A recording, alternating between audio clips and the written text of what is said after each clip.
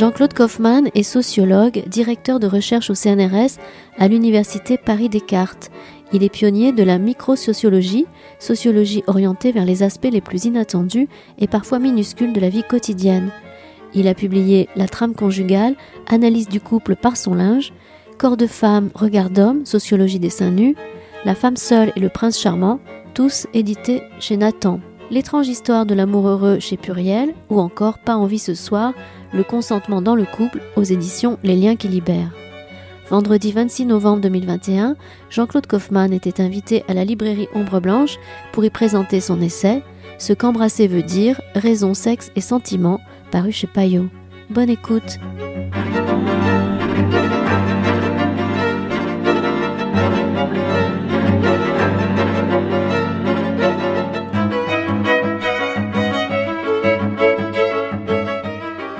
Bonsoir à toutes et à tous, bienvenue, très heureux d'accueillir Jean-Claude Kaufmann pour son dernier ouvrage, son dernier livre chez Payot, Ce qu'embrasser veut dire, raison, sexe et sentiment. Alors Jean-Claude Kaufmann, vous êtes ce qu'on pourrait appeler un pionnier de la microsociologie. Alors énormément de questions vous avez traitées dans vos livres, c'est aussi bien le couple à travers son linge, qui était je crois un de vos premiers livres. Là j'ai apporté ici Corps de femme, regard d'homme, qui était un peu une sociologie des seins nus sur la plage, puisqu'on était dans une époque où il y avait pas mal, à l'époque, il y avait... L'édition originale. Édition originale, tout à fait, de 1900, je sais plus, 95, voilà. Donc je vous suis depuis vos premiers livres. Je vais pas tous les citer parce que ça nous prendrait évidemment beaucoup de temps. Vous êtes, je crois, toujours directeur de recherche au CNRS, c'est bien cela ou... Honoraire. Ce qui veut dire à la retraite. Ouais. Mais la recherche ne s'arrête jamais, quoi. Oui. Donc, on l'est à vie de toute façon, ouais, exactement. Et donc là, dans Son qu'embrasser veut dire, vous nous proposez une analyse un peu du baiser, alors du fait de s'embrasser à travers les âges. Vous faites une sorte d'histoire du baiser, on pourrait dire. Peut-être que plutôt que de partir dans un long développement d'introduction, je vais me permettre de lire le début de l'avant-propos, comme ça on rentrera directement dans le vif du sujet, c'est plus simple. Donc avant-propos, arrêtez les embrassades. Qui aurait pu imaginer qu'un gouvernement ose lancer un tel mot d'ordre? Nous étions donc interdits de baisers, de bisous, de câlins et de caresses. Le nouvel horizon de la vie consistait à établir des gestes barrières et une distanciation sociale. L'autre, l'anonyme croisé dans la rue, le collègue de travail, l'ami, parfois même l'amoureux ou l'amoureuse, était vu sous l'angle du risque qu'il pouvait représenter. Nous devions nous en méfier, le tenir à distance, et jamais, au grand jamais, l'embrasser. Le baiser respirait trop un parfum de mort. Il fallait oublier l'amour, fuir le contact des lèvres. Mais peut-on vivre sans amour, sans baiser ? Que représentent l'amour et les baisers dans l'écheveau de liens sociaux qui fabriquent une société ? Un simple supplément d'âme ? Un surcroît merveilleux mais non essentiel, comme fut qualifiée la culture en ces temps étranges ? Et le baiser lui-même, comment se marie-t-il avec le sentiment ? Est-ce l'amour qui fait le baiser ou le baiser qui enfante l'amour ? Plongé dans ces délicieuses questions existentielles, je sentis monter en moi un désir, le désir de savoir comment le baiser fabrique le lien social. J'avais envie de le suivre à la trace, de le prendre comme fil d'analyse des mouvements intimes de notre société, pour comprendre vers où nous entraînent les mutations que nous sommes en train de vivre.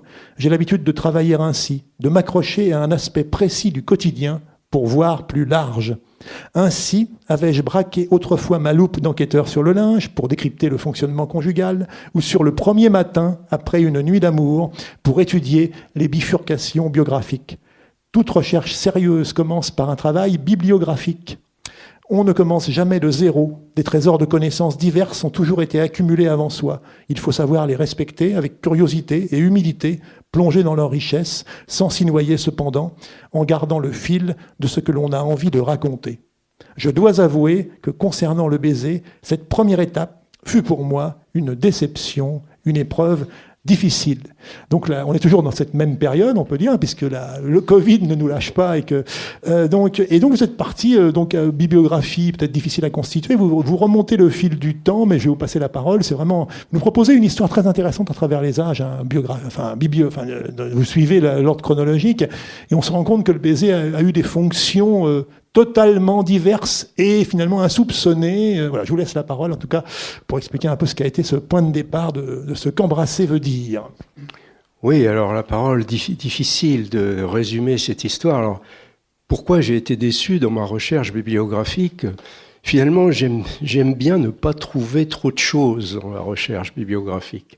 Parce qu'il faut la faire très très sérieusement, on ne part jamais de zéro, donc il faut faire le bilan de toutes les études qui ont été accumulées depuis.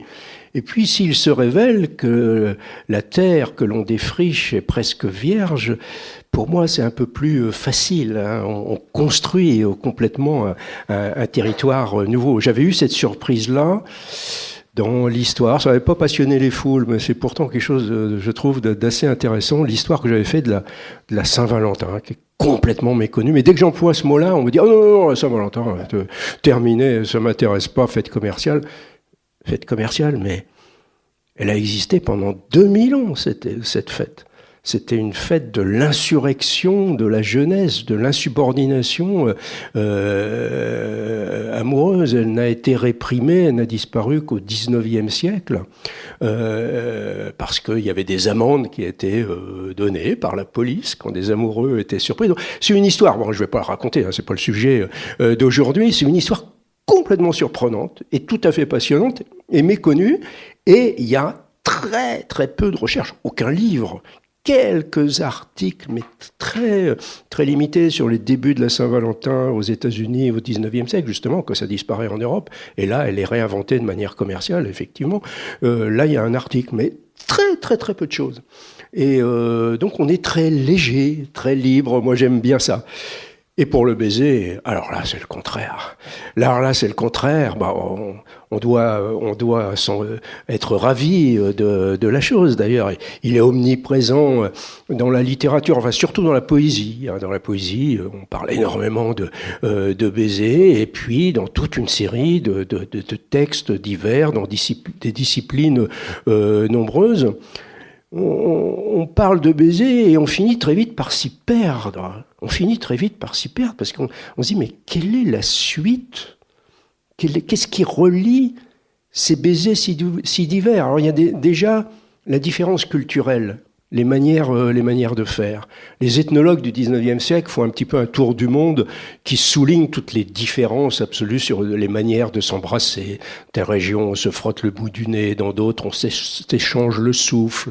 D'autres, au contraire, restent totalement à distance les uns des autres. Donc, au XIXe siècle, encore, je cite Alain Corbin, historien, et Arnold Vollgenep, le folkloriste ethnologue, qui décrit les manières de faire dans les rituels de la séduction amoureuse. Et là, on est très très surpris de voir que on y reviendra peut-être que j'en parle trop tôt, mais là je donne des exemples, j'ai commencé. Le baiser est très rare. Et le baiser est extrêmement rare dans les rituels. On se tord les poignets, on se frotte les cuisses, on se lance des petits cailloux, voire des braises. Il y a même des choses, alors je sais pas si je dois le dire, ça c'est Von Genep qui le signale, dans plusieurs régions de France, on passe contrat. Le baiser était des fois utilisé pour passer contrat. Mais là, c'est pas en s'embrassant, c'est en se crachant mutuellement dans la bouche, quoi. Hein. Donc c'est un monde de diversité, de surprises. Surtout les longs chapitres que je développe sur le baiser politique et le baiser religieux. Là, on rentre dans un tout autre monde complètement différent. Il faut oublier nos lunettes culturelles pour rentrer dans ce monde-là. Et du coup, on se dit, mais quel est le lien entre tout ça ? Et effectivement, je suis pas le premier à écrire un livre sur le baiser. Les collègues qui ont fait des livres, souvent très intéressants avant moi, n'ont pas réussi à tresser un fil argumentaire. Donc, ils ont multiplié des développements, des anecdotes, des vignettes, des surprises. C'est très intéressant à lire, mais moi, c'est pas ce que je voulais faire. C'est ce que vous avez dit. Moi, je veux utiliser le baiser pour comprendre l'évolution de la société, comprendre ce qui se passe aujourd'hui, l'utiliser comme un analyseur. Donc, c'est dans cette optique-là que j'ai essayé de tracé un chemin, mais j'ai dû parcourir 2000 ans d'histoire. Donc, pour un historien, j'y vais peut-être parfois à coups de serpe, parce que je suis obligé d'essayer de dégager une explication. Je respecte les faits, complètement, je ne vais pas les trahir, mais je n'expose pas simplement la réalité historique, j'essaie d'utiliser ça pour comprendre une évolution. Et ça commence par une tentative, si je puis me permettre, d'esquisse d'une histoire naturelle du baiser. Vous commencez par dire pourquoi les animaux s'embrassent-ils. Enfin, par exemple, ça faut prendre des choses. Voilà. Alors c'est le premier préalable. Est-ce que ça serait pas tout simple, tout bête, l'histoire du baiser? Est-ce qu'on pourrait pas le raconter comme une histoire naturelle avec des petites diversités culturelles, mais avec le fait que l'on trouve des formes, alors pas vraiment de baiser dans le règne animal, parce que on a des fois dit, on parle, il y a le terme en français se bécoter, ça renvoie aux oiseaux qui se picorent mutuellement le bec. Et d'ailleurs, dans la langue française, avant de parler en bon français de French kiss, on parlait de baiser colombin. C'était le baiser comme les colombes, comme les pigeons, qui se frottent le bec. Or, ce frottement de bec a une signification qui n'est pas uniquement et sans doute pas affective dans le règne animal, mais il y a des formes notamment de léchage, notamment de la mère au bébé. Ça, c'est très très répandu. Et sous la forme du léchage, le rapport de la maman au tout nouveau-né, le baiser, a quelque chose d'un petit peu presque universel. Ça, c'est un des rares cas que l'on retrouve dans des cultures très très différentes. Donc, on aurait pu raconter, peut-être, j'essaie de le faire, et puis, au bout de 20 pages à peu près, je m'arrête, parce que c'est impossible d'aller plus loin, non seulement parce qu'il y a une diversité culturelle des manières de faire, mais parce qu'il va y avoir une histoire surprenante et extraordinaire du baiser politique, du baiser religieux. Donc là, on n'est plus du tout dans le naturel, on est dans une construction culturelle très sophistiquée qui place le baiser à un certain endroit et qui lui donne un rôle tout à fait important. D'où le titre du premier chapitre de votre livre. Après, on a passé le prologue et l'avant-propos. La politique du baiser, en fait, c'est-à-dire embrasser l'ordre social, comment les baisers fabriquent le lien. Oui, alors là, on a du mal à... J'essaie de remonter, j'essaie de se prendre dans l'ordre. Oui. C'est un peu logique. Donc là, on va schématiser, on va aller très très vite dans l'histoire, mais en quelques mots, en schématisant un petit peu, si on s'éloigne des siècles de notre siècle et puis des siècles de la modernité, le baiser intime est quand même une chose relativement rare. Ça existe, je l'ai dit, des fois de la mère à l'enfant, ça existe dans la poésie, ça existe dans l'aristocratie, notamment aux périodes libertines, ça existe dans les fêtes de la jeunesse, les carnavals amoureux de la Saint-Valentin, où il y a des rondes où on s'embrasse, donc il y a quelques endroits comme ça où on s'embrasse, mais ça reste très très marginal, il est rare. J'ai donné les exemples de Van Gennep et d'Alain Corbin, et on a un baiser omniprésent dans l'ordre social, parce qu'il est le ciment de l'ordre social. L'ordre social dans la société traditionnelle est très, très, très stable, très répétitif. C'est une structure qui construit les individus, et les individus sont pris dans cet ordre et définis par la place qu'ils occupent dans cet ordre, et le baiser est un rituel qui cimente le lien de deux manières, c'est peut-être pas très élégant mes expressions, mais d'une manière horizontale et d'une manière verticale. Alors le baiser horizontal, c'est le baiser qui forge des communautés. C'est-à-dire on se reconnaît dans des pairs, dans une fraternité. C'est le plus connu, même s'il n'est pas si connu que ça, ce sont les chevaliers du Moyen-Âge qui s'embrassent sur la bouche, mais qui s'embrassent vigoureusement sur la bouche. Et puis embrasser, le mot embrasser il y a bras dedans, hein. Il y a bien sûr les lèvres, mais il y a le mouvement du corps. Et là, le mouvement des deux corps, il s'interpénètre. C'est un peu fort mon terme. Ça n'a rien à voir avec l'homosexualité. Hein. Faut pas, mais ce que je voulais dire, c'est qu'ils veulent s'intégrer à la communauté par le rapprochement des corps. Il y a peut-être d'ailleurs de l'affectif aussi dedans. Là, il y a des débats entre les historiens qui ont traité de cette question-là. Et puis il y a le baiser vertical. La société traditionnelle est une société hiérarchique, et donc il y a des positions supérieures, des positions inférieures. Et la manière dont on donne ou on reçoit un baiser définit la place des personnes. La personne supérieure va donner à embrasser une partie de son corps, hein, par exemple le dos de la main, ça signifie déjà que la personne qui va embrasser le dos de la main est un subordonné, mais il y a un plus bas encore, il peut embrasser les pieds, il peut embrasser le sol qui est sous les pieds, il y a même, encore pire, des baisers d'humiliation, notamment après les batailles, le perdant c'est le baiser du podex, doit embrasser le postérieur, le derrière du vainqueur. Voilà. Donc là, c'est tout un monde, c'est tout un univers qu'on ignore. Et après cette recherche, je me dis vraiment que beaucoup de films historiques sont totalement trompeurs par rapport à ces détails de la réalité ancienne. Il y a nos lunettes notamment du baiser hollywoodien qui fait des ravages dans les reconstitutions historiques, et pas uniquement dans des productions à dessous de bas étage, dans des films de qualité également.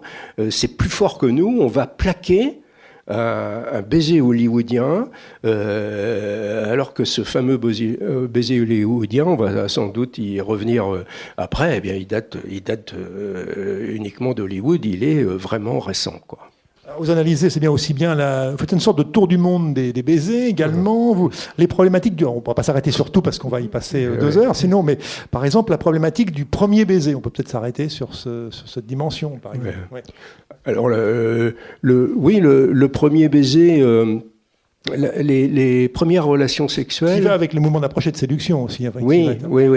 Alors, il y a le premier baiser, et puis il y a les évolutions du premier baiser dans les dernières années. Donc tout ça est compliqué. Mais pour dire juste un petit mot du premier baiser, très souvent on en garde un très bon souvenir, alors que les premières relations sexuelles, ça se passe pas toujours très bien. Hein. Il y a l'émotion la plus forte, dominante, c'est l'angoisse. C'est la peur lors des premières relations sexuelles. Peur de mal faire, peur de toutes sortes. Donc c'est logique qu'il n'y ait pas toujours un souvenir vraiment excellent. Alors que le baiser, c'est comme une chose un petit peu gentille, douce. Il y a dans la tradition de la poésie, il y a sucré. Hein, le baiser, très souvent les lèvres sont sucrées, on goûte les lèvres sucrées. Donc là, c'est comme une friandise, une douceur qui à la fois fait partie de l'amour, y compris peut-être du registre érotique, sans toutes les angoisses, sans tous les risques apparents, jusqu'à l'époque Covid. Alors là, ça devient la catastrophe. Donc le premier baiser, il y a très souvent un souvenir très fort qui reste. Il y a un moment quand même où justement c'est important, où on bascule dans le côté, dans l'autonomie. C'est un peu l'époque du grand basculement. Je signale au passage que votre livre est truffé de témoignages, hein, de personnes que vous avez récoltées, vous avez interviewé, vous avez répondu à des enquêtes, aussi on vous a interrogé. Vous aviez fait un livre, je crois, aussi sur le sexe, @, 2.0. Sexe-amour, ouais. Voilà, sexe-amour. Bon. Donc il y a vraiment, c'est truffé de précisions, de témoignages personnalisés, aussi bien de femmes que d'hommes, hein, toutes catégories d'âge confondues. Donc voilà, c'est ça qui est intéressant aussi. aussi dans l'ouvrage. Vous parlez de grand basculement, qui est un peu le rapport entre l'individu et ces groupes d'appartenance s'inverse. Il y a un moment donné où j'essaie de faire un peu des passerelles. Oui, résumer un petit peu le livre. Le grand basculement, qui est un petit peu difficile à dater historiquement, parce que c'est très large, c'est la sortie du Moyen-Âge, c'est la Renaissance, mais ça dure encore et encore des traces au moment des Lumières, parce que Voltaire s'énerve notamment à propos des résidus des anciennes manières d'embrasser. Le grand basculement, c'est un double basculement. C'est un basculement de la sphère publique à la sphère privée. Le baiser va passer dans la sphère privée, et puis c'est ce grand basculement qui aujourd'hui pour nous continue à être complètement central, qui est la clé d'explication de l'évolution actuelle de notre société, le passage d'une société du tout, ce que Louis Dumont appelle le holisme, le tout, c'est-à-dire du cadre social qui définit les individus, j'en ai dit un petit mot juste avant, à une société au contraire qui part de l'individu, centrée sur l'individu, ce qui ne veut pas dire forcément narcissisme et égoïsme, qui peut dériver vers le narcissisme et l'égoïsme, mais qui fait que c'est le modèle qui s'inverse de la société. L'identité de l'individu, on ne parle d'identité, le mot n'est employé, j'ai fait un livre sur l'identité, le mot n'est employé que depuis l'après-guerre. Avant la Deuxième Guerre mondiale, on ne parle d'identité qu'à propos des papiers d'identité. Donc l'État a commencé à parler un petit peu d'identité, à partir, les premiers papiers d'identité d'ailleurs, ce sont des personnes déracinées, ce sont les ouvriers avec leur livret ouvrier, et puis les tziganes, parce que dans les communautés, dans les villages, comme tout le monde connaît tout le monde, il n'y a pas besoin de papiers d'identité. Les papiers d'identité commencent à devenir nécessaires quand l'État se sépare du corps social, donc qui a besoin de connaître ses administrés. Donc il va commencer à les ficher d'une certaine manière, à les répertorier. La carte d'identité arrive en France en 1940, c'est le régime de Vichy, mais c'est pas si loin que ça quand même. Et le questionnement identitaire, le fait qu'il explose aujourd'hui littéralement, qui devient une question dominante, c'est seulement dans l'après-guerre, c'est parce que nous rentrons dans ce nouveau régime de ce que j'appelle l'hyperdémocratie. La démocratie, c'est pas qu'un système politique, c'est le fait que cet individu est au centre et décide de tout, y compris de sa morale, de sa vérité. Autrefois, il y avait une morale collective que l'individu respectait, ou des fois choisissait de ne pas respecter, et puis une vérité collective. Et l'individu, idem, il la respectait, ou choisissait éventuellement de pas la respecter. Aujourd'hui, chacun a l'obligation de définir lui-même sa morale, sa vérité, son avenir et son identité. Il doit définir qui il est, d'où des angoisses, d'où des crispations, d'où des replis dans l'idée d'identité, de coquille identitaire constituée. Ça, c'est le grand basculement qui nous fait rentrer, alors certains, grands chercheurs en Allemagne, Ulrich Beck, Anthony Giddens en Angleterre, etc., parlent de seconde modernité, c'est notamment autour des années 60. Alors les années 60, c'est pas 68, 68, c'est qu'un aspect de ce grand mouvement. Beaucoup de choses ont commencé à changer dans le début des années 60. On commence à briser les cadres de l'ancienne société. Et au début, il y a un aspect libérateur de ce mouvement. L'individu se libère. Dans les années 60, c'est la libération sexuelle et tout ça. Tout ça est joyeux.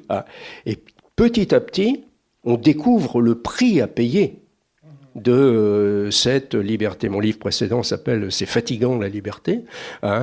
C'est ce qu'on commence à découvrir aujourd'hui, la charge mentale, surtout pour ceux qui n'ont pas les moyens culturels de jouer, de vraiment pouvoir assumer toute cette nouvelle société.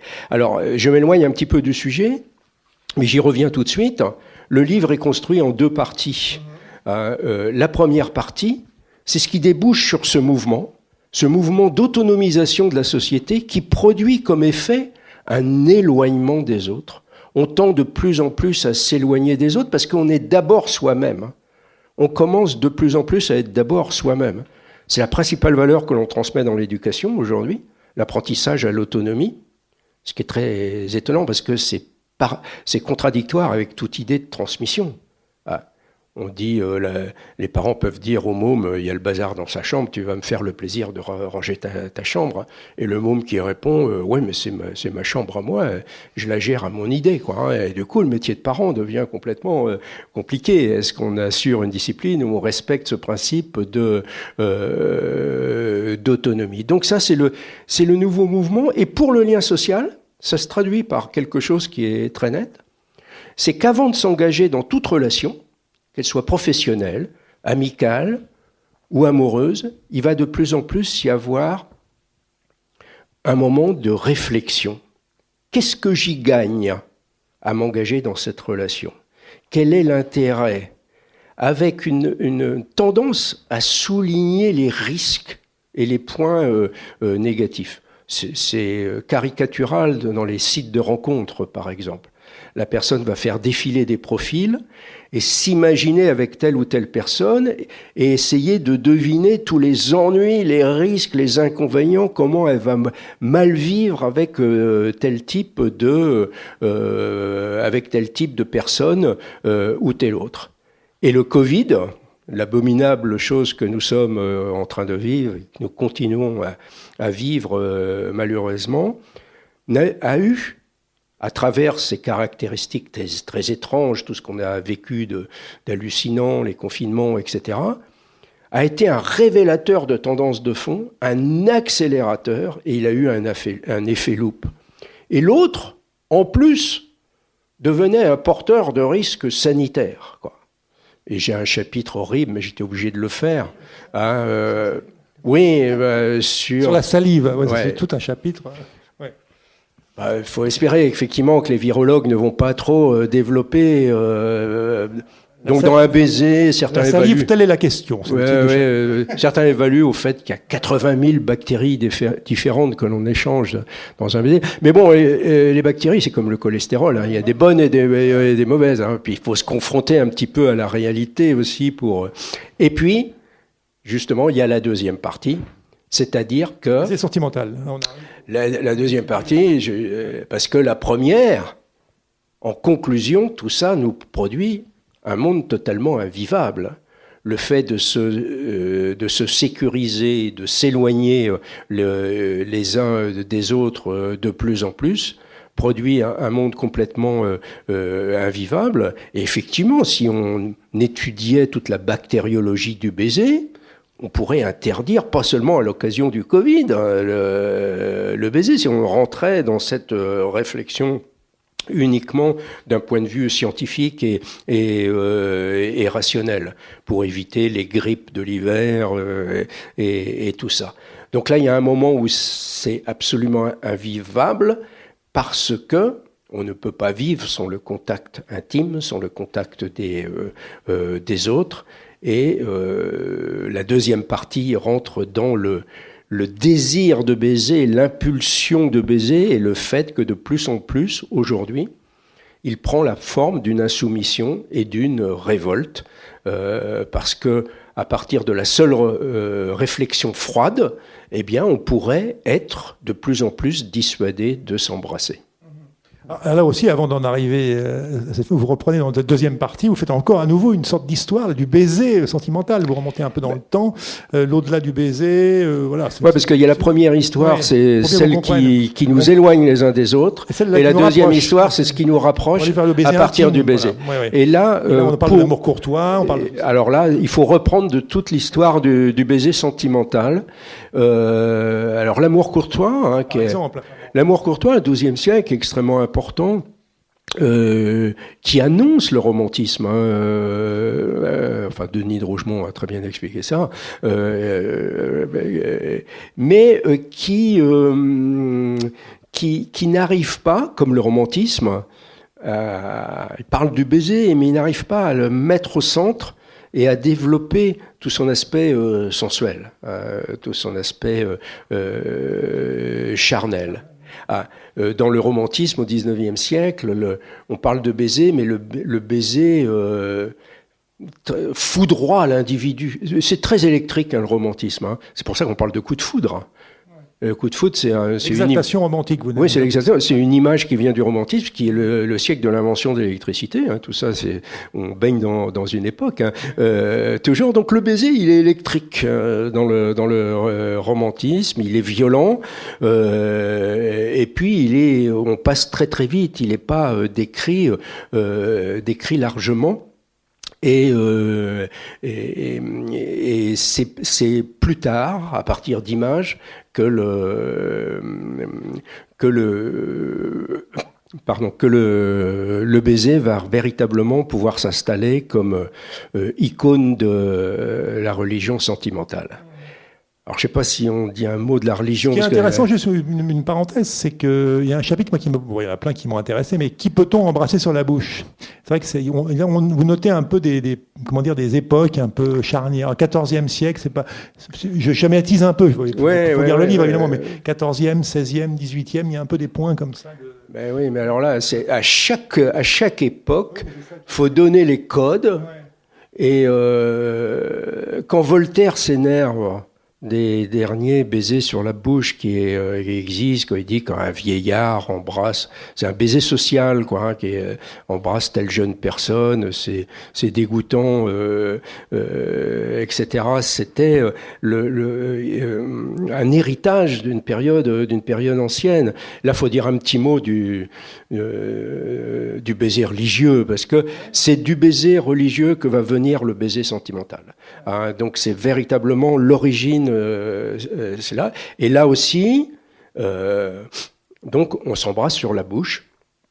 C'est le baiser de paix, hein, dans les églises. Le prêtre communique avec Dieu et reçoit le souffle divin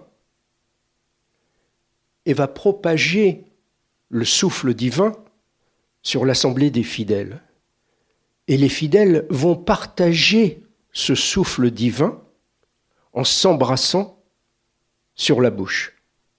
C'est le signe de paix qui reste dans les églises aujourd'hui, mais qui n'est plus un baiser, surtout un baiser sur la bouche. C'est une des raisons sans doute d'ailleurs pour lesquelles on a séparé hommes et femmes dans les églises.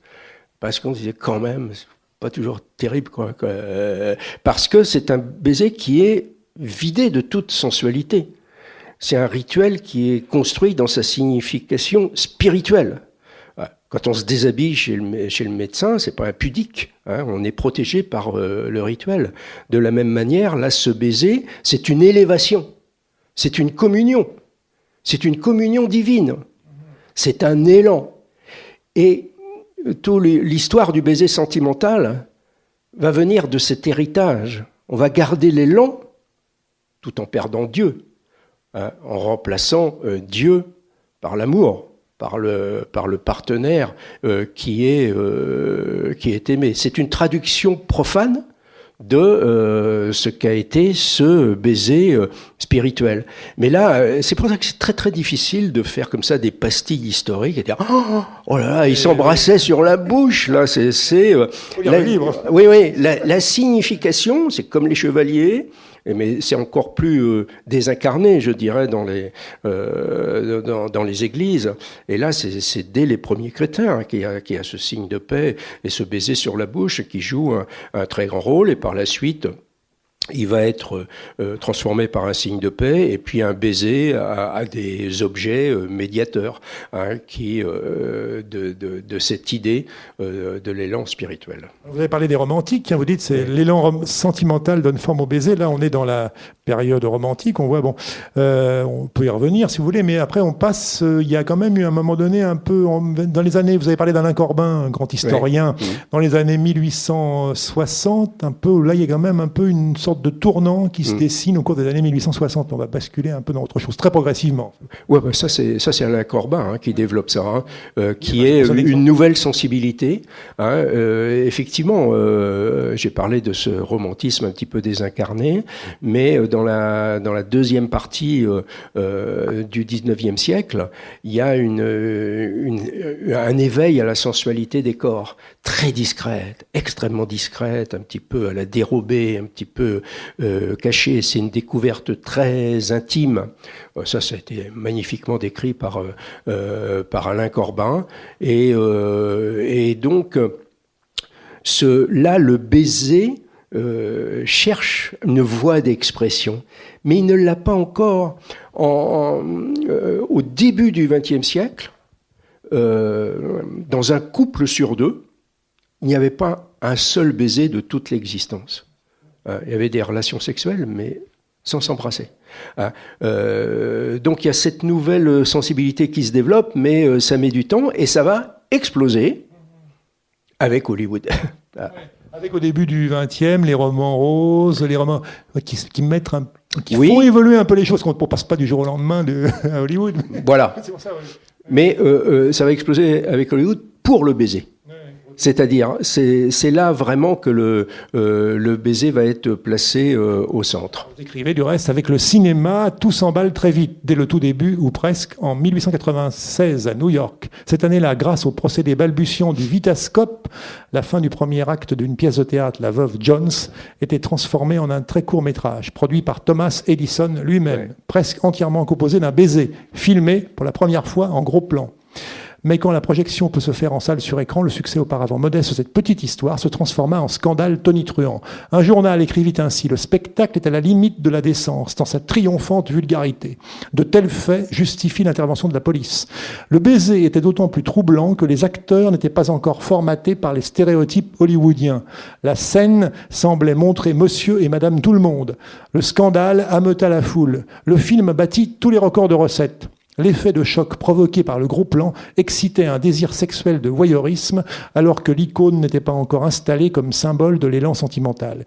Il y avait à la fois un quiproquo et un décalage. Il faudra d'ailleurs attendre quelques années, car au début du XXe siècle, des films danois empreints de naturalisme érotique, tels Les Quatre Diables en 1911, donnèrent encore plus de sensualité réaliste. Bon, je vais m'arrêter là, mais peut-être qu'avec le cinéma, enfin voilà, ça se met... Alors, ça c'est les débuts, et qui vont avoir pour effet de déclencher les ligues de vertu, quoi, les ligues de censure qui vont se mobiliser de plus en plus, et qui vont intervenir, codifier. Ça va déboucher en quelques années sur ce qu'on appelle le code ACE, qui va surveiller tous les baisers du cinéma. Donc ils sont chronométrés, ça ne doit pas durer plus de 3 secondes. Les mouvements du corps sont aussi calibrés. C'est-à-dire qu'un couple peut tomber dans un sofa, mais il doit rester les pieds calés sur le sol. Les bouches doivent rester fermées, et l'idéal, de toute façon, c'est de ne pas les voir. Donc, on va filmer l'homme de dos, et de la femme, on va voir un regard éperdu, très expressif. Et en plus, comme il y a souvent une image légèrement floutée, ce regard va donner l'expression sentimentale. Et cette scène va devenir répétitive parce que c'est le même code. Et c'est une scène fixe, répétitive, qu'on va retrouver sur les affiches de films. Et donc, l'image, cette image fixe, va se transformer en icône de la nouvelle religion sentimentale qui illustre l'élan qui emporte, et autour du baiser. C'est véritablement l'âge d'or du baiser, qui va durer une vingtaine ou une trentaine d'années, qu'on va croire se poursuivre avec les surprises parties, où dans cette naissance du flirt, la quête principale était celle de l'échange d'un baiser, alors qu'en fait, c'était l'engagement dans un tout autre régime du baiser qui allait au contraire le rétrograder par rapport à cet âge d'or de l'icône sentimentale. Interrogation sur la signification, c'est vous qui l'écrivez, du baiser dans le flirt. Et vous parlez d'une certaine Bab qui tient un journal intime de ses rencontres de 44 à 55, légèrement en avance sur son temps. Elle fréquente les premières surprises parties de l'après-guerre en France et sitôt l'action accomplie, fait les comptes dans son journal, décrit les scènes et restitue les dialogues avec une précision d'entomologiste. Ainsi, ce 6 février 1948 au Jacob, Claude Alain l'a fait danser, puis un jeune homme en gris et à lunettes qui lui déplaît. Enfin arrive un garçon blond assez grand, bien physiquement, avec une bouche sensuelle, magnifique. Bab était déjà conquise. Il m'embrassait le front et la joue sans arrêt. Lorsqu'on éteignit la lumière, suivant la coutume chère au Jacob, il m'embrassa sur la bouche. Il commençait à me plaire vraiment. Ils vont boire un verre et le beau blond tente de l'embrasser à nouveau. Je m'arrête. Donc là, on est dans l'analyse du baiser dans le flirt. Alors, qui va introduire dans la réalité d'aujourd'hui, c'est-à-dire le baiser comme un jeu, pour le fun, hein, comme on dit aujourd'hui, comme un jeu, mais peut-être comme le premier pas d'un engagement, mais d'un engagement qui n'est pas forcément sentimental, qui est plutôt sexuel.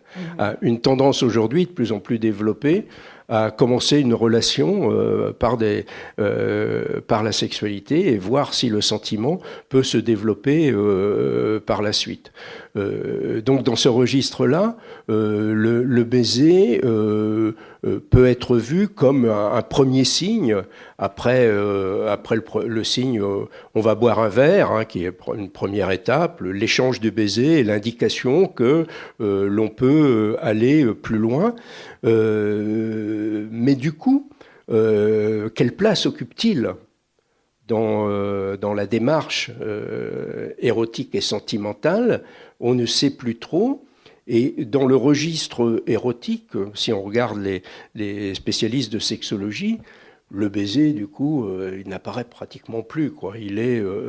C'est sans importance par rapport à d'autres. Ou alors il s'agit du baiser sur les parties génitales. Mais sinon, le baiser sur la bouche, il compte pour rien. Hein. C'est pas sérieux dans les pratiques sexuelles. Du coup, la place du baiser aujourd'hui apparaît complètement indécise, flottante, simple et joyeuse, pas empreinte d'angoisse et de problèmes comme peuvent l'être la sexualité, mais comme ayant été rétrogradée de sa grandeur passée. Mais vous avez quand même un chapitre qui dit la discrétion trompeuse du baiser. Donc finalement, il est peut-être très discret, mais il est toujours... Oui, non, alors... Donc là, on arrive vers la fin, qui est quand même, il y a un happy end dans le livre. Hein. C'est-à-dire que là, on parle du baiser amoureux, mais il y a aussi la montée de tous les bises et bisous affectifs. Ça, c'est encore plus récent. C'est très récent. C'est à partir des années 60 aussi qu'on voit ce développement des touchés affectifs, des caresses, des bisous, des baisers aux enfants, mais dans la pratique du couple également. Et ça rejoint ce que je développais tout à l'heure, cette société très dure mentalement de l'individu qui est au centre dans une logique un petit peu concurrentielle, d'évaluation permanente, etc. C'est très destructeur. Ça produit de la fatigue mentale et de la destruction de l'estime de soi. Et on a besoin sans cesse d'être réparé, d'être rassuré, d'être caressé, quoi. Le chez-soi, de plus en plus, est un lieu de réassurance, de réconfort, et l'idéal, c'est que ce chez-soi soit un petit monde d'amour où il y ait en plus une attitude caressante, enveloppante un petit monde, une utopie un petit peu de la douceur caressante dans le chez-soi. Quant au baiser amoureux, je disais, il peut être rétrogradé aujourd'hui, mais quand on interroge notamment les jeunes, on est assez surpris de voir, notamment j'ai participé à un petit sondage sur le romantisme aujourd'hui. Alors quand on interroge les gens, on dit est-ce que l'époque est romantique? Réponse immédiate, non. L'époque, elle est mercantile, elle est cynique, non, pas romantique. Et vous, personnellement, Ah ben moi, je le dis pas trop, mais si, ou j'aimerais bien. Et ils commencent à définir ce qu'ils attendent par romantisme.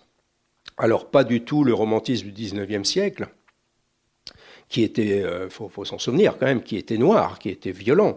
Je parlais de coup de foudre, mais c'est aussi l'image du chagrin d'amour, l'image de la mort. C'était l'élan sentimental au risque de la mort. Aujourd'hui, ça fait pas du tout envie. On souhaite un petit peu l'élan, mais également le bien-être et le bonheur. Et surtout, également, le coup de foudre, par exemple, on s'en méfie un petit peu aussi, parce qu'on veut garder la maîtrise de son existence. Donc on veut garder la maîtrise, mais avoir quand même des petits élans caractérisés par du bien-être et de la douceur. Mais ça dépeint une forme de la quête néo-romantique d'aujourd'hui, qui n'est certes pas le grand romantisme du 19e siècle, mais qui est quelque chose quand même d'assez précis et qui repose sur la même utopie, c'est-à-dire l'utopie du 19e siècle romantique, c'est créer un autre monde face aux montres médiocres matérialistes de l'époque. C'était l'idée à la force des sentiments, de créer un autre monde. Et là, c'est la même idée de créer un petit monde d'amour. Et dans le baiser, le premier baiser, le baiser amoureux aujourd'hui, il n'est pas toujours uniquement quelque chose d'un petit peu marginal, sans importance, et que pour le fun. Pour certains jeunes, ils l'investissent d'un désir d'élan sentimental qui est plus fort aujourd'hui. C'est en travail. C'est vraiment au travail aujourd'hui, et ça existe, c'est une quête qui est là également. C'est une sorte de nouveau romantisme, un romantisme caché, vous l'appelez, je crois. Oui, alors c'est un romantisme qui est plus coloré. Certains vont s'en moquer un petit peu parce qu'il a perdu la grandeur de l'élan romantique du 19e siècle. Mais ça n'empêche pas que ce soit quelque chose de très fort. On est dans une société qui a besoin de douceur et de caresse. Ce sont des valeurs extrêmement fortes, et c'est un élément important. C'est un romantisme de la douceur et de la caresse, effectivement. Vous parlez de contre-champ romantique. Le baiser est un contre-champ romantique. Oui, alors ce n'est pas une formule, c'est vraiment ce qui le qualifie. Non, c'est pas une formule. Pour moi, je le dis, le baiser aujourd'hui, il devient anti-moderne, parce que le cœur de la modernité, c'est l'autonomie individuelle. Avec sa grandeur, c'est un héritage des Lumières. C'est l'autonomie individuelle fondée sur la rationalité. Donc regardez les choses en face, avec les instruments de la science. Regardez ce que produit un baiser, surtout en période d'épidémie, etc., etc. Donc c'est le cœur de la modernité aujourd'hui. Mais à pousser trop loin, on crée une société trop froide, trop dure. Et à certains moments, il y a une impulsion, un désir, comme le désir de fête, d'une certaine manière. Qu'est-ce qui se passe dans une fête? Il y a le terme « on se lâche ». C'est exactement la même chose. C'est comme si on fonctionnait avec deux cerveaux. On met entre parenthèses un temps le cerveau critique et rationnel pour laisser s'exprimer le cerveau sensible qui va établir le contact sans calcul, rentrer en contact avec l'autre, s'oublier soi-même, se dépasser pour toucher. Et certaines personnes ont un besoin vital de se toucher. Les êtres les plus fragiles, un petit bébé, les personnes dans un très grand âge. Il y a eu des drames en mars 1920 dans les personnes qui n'ont pas pu être touchées. Même les enterrements où les personnes... les EHPAD aussi, les enterrements. Dans les enterrements, des fois les mots ne suffisent pas pour... Là, c'est vraiment l'embrassade qui est important pour transmettre, pour faire groupe, pour transmettre l'émotion un petit peu collective qu'on éprouve, quoi. Donc c'est ça, le baiser va se développer par éruption, en forme de révolte, quand la froidure un petit peu de la société est trop forte. Vous parlez aussi de termes, j'aurais pu le citer aussi, de commutation des âmes, pour parler dans les termes d'aujourd'hui, une commutation identitaire dans la rencontre, dans le baiser. Oui, oui, parce que je dis, on est dans... À travers un couple, Tiphaine et Bruno. Là, oui. Mais ça c'est un autre élément très très important. Je dis, on est dans la période de la maîtrise. C'est pour ça que la rencontre est devenue difficile aujourd'hui, parce que on rêve de rester soi, et puis mais de pas rester seul. Donc, il faudrait bien rajouter l'autre, mais sans qu'il dérange d'une certaine manière, quoi. Or ça, c'est strictement impossible. On maîtrise tout dans la société d'aujourd'hui, sauf une chose, c'est la rencontre et l'amour. Parce qu'il ne peut y avoir de rencontre et d'engagement conjugal sans mise à mort de l'ancienne identité, sans oubli de l'ancien soi. On va mettre en mouvement son identité, on va vivre une transformation intérieure. Ça, on n'en a pas conscience. Mais et tous les repères de la vie quotidienne vont changer. Le réseau d'amis, la manière de manger, les goûts, ça paraît très profond, très personnel. Les goûts vont changer. On croyait détester les épinards. Le partenaire ou la partenaire mange des épinards. Finalement, on essaie d'en goûter un peu. Finalement, on arrive à le manger. Et par amour, on tombe dans le monde des épinards, quoi, hein. Mais ça, c'est qu'un micro-exemple, hein. On pourrait multiplier tout. Sans s'en rendre compte, on va devenir une autre personne. Et selon le partenaire conjugal qu'on choisit, on ne va pas devenir la même personne. Alors, faut pas trop le dire, c'est parce que du coup, on va dire, oh là là, faut pas que je me trompe de personne, parce que mon prochain soi sera pas le même suivant la personne sur laquelle je vais tomber. Il y a une mutation identitaire très profonde, très très importante. Et ça, pour que ça opère, il faut s'abandonner, justement. Il faut se lâcher. Et il faut le contact. Et c'est là qu'il y a la magie du baiser, quoi. Et puis c'est un sujet que vous connaissez bien, parce que vous avez écrit sur le premier matin après la rencontre, qui est un temps très important, en effet. Voilà. On va peut-être vous passer la parole, parce qu'on parle, mais avez-vous des questions, des remarques, des réflexions pour Jean-Claude Kaufmann, à propos de ce que nous venons d'évoquer? On va essayer d'un peu de brosser un peu l'idée du livre, mais il y a bien d'autres choses. Évidemment, je vous invite vraiment à le lire, c'est très intéressant. Très bien écrit, en plus. Donc, oui, monsieur.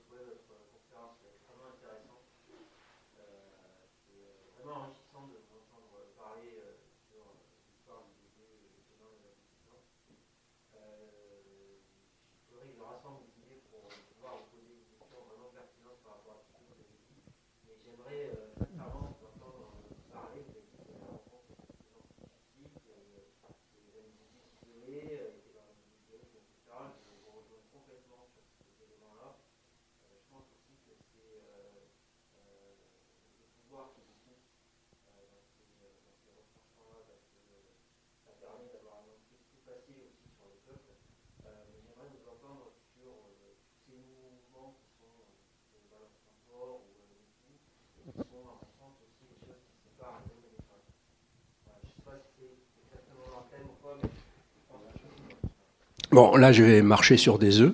Hein, donc là, MeToo 2017, hein, l'affaire Weinstein, hein, surprise très très forte, révolution considérable parce que tout un univers de pratiques inacceptable qu'on continuait à ignorer. Moi, ça fait longtemps que je dis qu'il y a deux domaines sur lesquels on est très loin de l'égalité entre hommes et les femmes, la sexualité et le partage des tâches ménagères. Ça n'a rien à voir, quoique. Hein. Dans mon livre sur la baisse du désir féminin dans le couple, c'est très lié aux tâches ménagères. Bon, ça c'est un autre exemple. Donc, une révolution avec un espèce de mot d'ordre extrêmement clair de MeToo, c'est le consentement. C'est-à-dire, on ne doit pas forcer une personne, on doit la respecter et on doit obtenir son consentement, ce qui est en rupture totale avec des siècles et des siècles de pratiques amoureuses et de séduction. Au Moyen-Âge, les modèles de la séduction, c'est le chevalier qui assiège une forteresse. Et tout l'art de la défense féminine, c'est de ne céder que progressivement, de faire semblant de se défendre et de ne céder que par étapes. et le chevalier qui obtient des victoires en forçant, d'une certaine manière, la femme. Ça sur les rituels, parce qu'en dehors il y avait aussi des pratiques de viol qui étaient extrêmement répandues et tolérées, etc. Mais là je parle des rituels de séduction.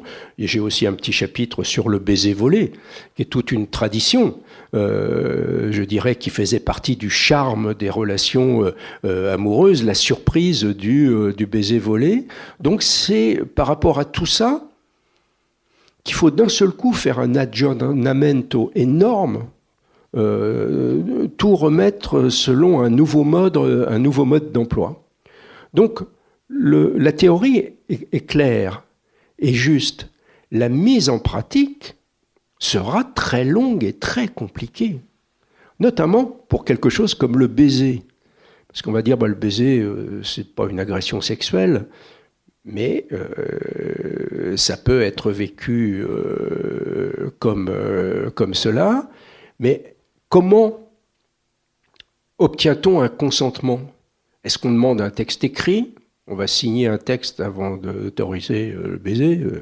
On imagine mal cela. Est-ce qu'on va tout verbaliser ? Ça aussi, ça paraît pas du tout évident. Est-ce que on ne brise pas la magie de l'échange dans la rencontre? Si on doit verbaliser, est-ce que tu as envie que je t'embrasse ? Pourquoi pas ? Des fois, on peut le dire, mais c'est pas évident toujours. Donc, il va falloir apprendre des nouvelles manières de faire. Et dans ces manières de faire, c'est notamment l'attention à l'autre, aux réactions de l'autre, qui est très, très importante. C'est-à-dire par rapport à une première initiative, un premier petit mouvement, une main qui s'approche, une caresse. Est-ce qu'il y a un petit mouvement de recul ? S'il y a un petit mouvement de recul, c'est un signe très fort qu'il va falloir apprendre à décoder et à savoir que peut-être il n'y a pas le désir d'aller plus loin. Mais c'est pas simple du tout. Et pour moi, il y a quelque chose de central dans tout ça, c'est qu'il faut aider les hommes à progresser, pas les suspecter a priori. À ne pas les mettre dans la catégorie des harceleurs et des violeurs potentiels. Parce qu'à ce moment-là, on va produire ce que vous dites, une séparation, un isolement entre les groupes. Les hommes vont avoir peur de prendre des initiatives, de se tromper, ou alors ils vont se réfugier dans le masculinisme, au contraire, où ils vont se rassurer en développant des positions masculinistes. Ce qui est tout à fait essentiel, c'est qu'on progresse, hommes et femmes ensemble, dans tout ce nouveau, cette réinvention des pratiques de séduction et des pratiques amoureuses. Mais là encore, c'est pas quelque chose de simple, hein, ça simplifie pas la vie. Et puis, je cite ça dans le livre, on n'est pas toujours aidé par les références, notamment de ce que l'on voit au cinéma. Ce que l'on voit au cinéma, moi, les baisers et les scènes de sexe au cinéma m'interrogent beaucoup. C'est souvent extrêmement sauvage, violent, impulsif, notamment de l'homme vis-à-vis de la femme. On n'est pas du tout dans le monde MeToo, et les femmes semblent trouver du plaisir dans ces scènes un petit peu sauvages. Alors, où est-ce qu'on en est dans tout ça ? Est-ce que la référence c'est bien MeToo ou est-ce que les gens acceptent et trouvent quand même de la satisfaction dans ces scènes pouvant devenir des repères ? Moi, je fais que poser des questions, mais ça m'interroge beaucoup. Il va falloir progresser, discuter de cette question-là. Le problème, c'est qu'il faut arriver à en discuter d'une manière sereine. Il faut qu'on puisse se sentir à l'aise pour en discuter sans que tout de suite, je crois que le pire, c'est de suspecter l'ensemble des hommes de ne pas pouvoir progresser, quoi. Alors là, si y a un petit courant dans le néo-féminisme que j'appelle identitaire, qui est un peu sur cette position-là, de la masculinité systémique. Et moi, j'ai toujours été féministe, mais je suis très opposé à ce courant-là, parce que c'est la meilleure manière pour moi de ne pas avancer et de braquer les positions entre les hommes et les femmes, quoi, effectivement. Bien. D'autres questions, réflexions, remarques, idées? Oui, monsieur? Que va changer le Covid? Est-ce que vous pensez que rien ne sera plus comme avant et que l'Église c'est fini, ou au contraire qu'une fois les vaccins, les médicaments, que sais-je, l'épidémie arrêtée, on aura tellement envie de toucher l'autre qu'on reviendra? Alors déjà, il y a un aspect sur lequel je ne peux pas vous répondre, c'est quand ça va finir, quoi. On espérait pouvoir, là, et puis bon, là, il y a une lassitude qui s'installe complètement, mais sinon, ma réponse, elle est très claire. Non, ça va changer des choses. Ça va changer des choses, parce que je vous l'ai dit, ça a été un révélateur. Je suis désolé. J'ai fait un test, hein, c'est juste une laryngite. Hein. C'était un révélateur et un accélérateur de tendances qui étaient déjà là. La tendance à l'éloignement de l'autre, à l'analyse de l'autre comme porteur de risques divers. Et ça a été accentué sous l'angle sanitaire. Et donc, après la sortie de crise, oui, il va y avoir un petit moment, comme on l'a eu un tout petit peu cet été, de désir de revanche, de rattrapage, de désir un petit peu festif. Mais ça va être un petit peu un épiphénomène par rapport à une tendance de fond où, effectivement, cette tendance à l'éloignement de l'autre va continuer à s'accentuer, quoi. Je suis désolé de dire ça, sauf que je dis bien dans la deuxième partie que le baiser en forme de révolte, ça c'est incalculable. On ne peut pas savoir quand il va émerger et se manifester. Autant la tendance à l'éloignement, elle est un petit peu régulière, autant l'impulsion, le désir du contact, de retrouvailles, peut se cristalliser de manière imprévue et surprenante, quoi.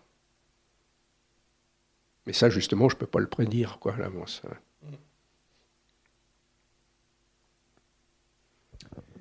Autre question, remarque, réflexion? Oui? Vous commencez votre livre sur l'expression l'injonction gouvernementale, arrêtez les embrassades, etc., qui était dite sur un ton extraordinaire. Est-ce que vous pourriez commenter un peu tout ce qui est derrière ce ton? Oui, alors, derrière ce ton, il y a eu aussi le constat que la population suivait. Il s'est passé des choses très étonnantes en mars-avril 2020, quoi.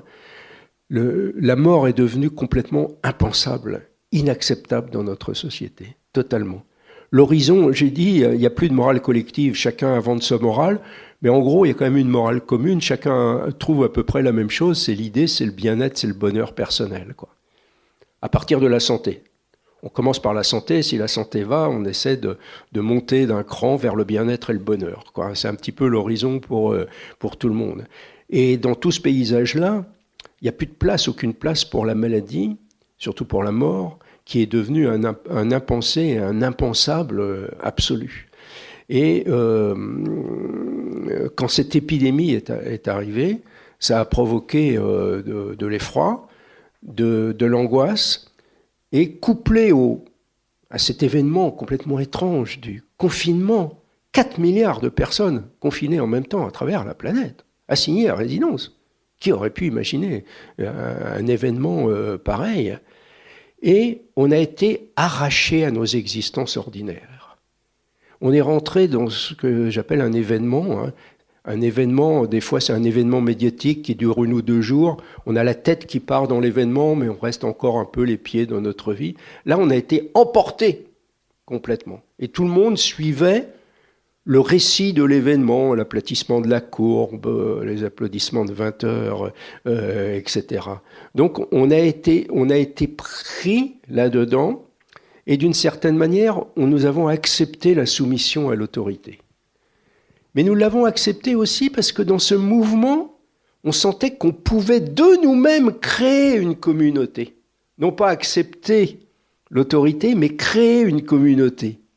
Il y avait notamment tous les dévouements des deuxièmes lignes, les applaudissements de 20 heures. Là, il y avait quelque chose d'étonnant, de fraternel et de chaleureux. Là, ça venait d'en bas. Donc il y avait deux mouvements qui se rejoignaient. L'autorité qu'en profitait parce qu'il se rendait compte qu'il pouvait soumettre d'une certaine les populations qui, dans ce moment particulier, l'acceptaient. Mais il y avait un mouvement qui pouvait le subvertir, qui partait du bas. Et la rencontre de tout ça a fait qu'il y a eu une acceptation très partagée des disciplines. Alors qu'il y a eu au début tout ce cafouillage affreux sur les masques abominables, et qu'aurait dû briser un petit peu cette acceptation de la discipline. Mais ça a été accepté d'où ? Effectivement, comme vous le dites, ce ton qui arrive de je sais pas où, d'une manière, une injonction totalement scolaire et tout ça, alors que la phrase a quelque chose de surréaliste pourtant, quoi, ce ton cassant, quoi, arrêtez les embrassades, quoi, et ça n'a pas choqué plus que ça. Puis les autres termes aussi qui étaient gestes de barrière, etc. Il y a eu une acceptation. Je parle bien de mars-avril 2020, parce qu'après, par la suite, c'est devenu différent, et l'attitude, on est revenu dans nos vies, dans nos entités, dans nos capacités critiques, je dirais, d'une certaine manière. Mais ce que nous avons vécu un moment historique important. Un moment historique important où il s'est passé des choses tout à fait étranges. Dans cette société très atomisée qui est la nôtre, on parle d'archipélisation, etc. Nous avons, au moins d'un point de vue imaginaire, nous sommes rentrés dans cette communauté de destin face au virus. Et ça, c'est un désir qui venait du bas et qui pourrait donner un modèle pour une invention d'une autre société plus tard. On voit qu'il peut y avoir une impulsion qui vient du bas, qui pousse à se dépasser. Et notamment, il y a eu tous ces gestes un petit peu de dévouement qui ont été importants pendant un moment, qui montrent qu'il y avait comme l'amorce de la création d'un autre type de société. Dernière question, peut-être avant de passer à la dédicace, vous avez peut-être encore des remarques, réflexions à faire à Jean-Claude Kaufmann. Où est-ce que nous en restons là ? Donc, il est là pour dédicacer son livre, que je vous recommande vivement, donc ce qu'embrasser veut dire, chez Payot, Raison, sexe et sentiments, ce sous-titre. Vous avez la parole encore, si non. Bah écoutez, merci beaucoup Jean-Claude Kaufmann d'être venu ce soir à Ombre Blanche, merci à vous. Et on passe à la dédicace, voilà.